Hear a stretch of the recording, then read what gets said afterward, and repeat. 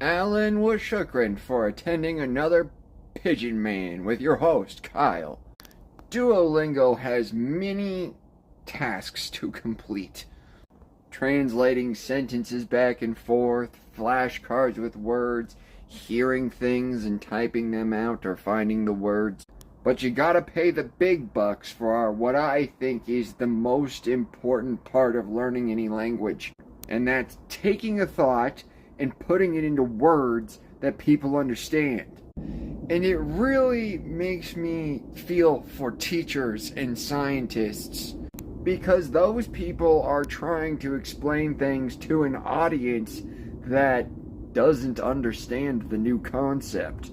Like, if I just wanted to say something to the effect of, your dog is brown, in Arabic, for instance, it'd be Kelbek Buni. In Spanish, Tu perro es marron. In Hebrew, Kelev Shach, something. I have a hard time with colors in Hebrew. I'm just starting to learn those. And once again, I'm terrible at Korean. So while I know like Kanaji is puppy or something close to that, I'm terrible at it. My point is, it's a pretty simple sentence, and if someone was just like, yes, I know my own dog, and it is brown.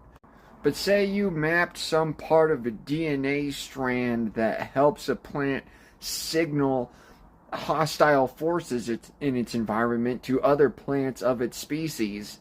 You could imagine a fourth grader would have a lot of trouble with that. And this really gets in the weeds when it comes to esotericism. When people start talking about religions and spirit planes and gods and meditation and stuff like that. Namely, because people can't even agree on whether or not that stuff is real. But also, so much of it is personalized. What if someone makes a potion with one spice and someone makes a potion with a different spice, but essentially it's the same potion?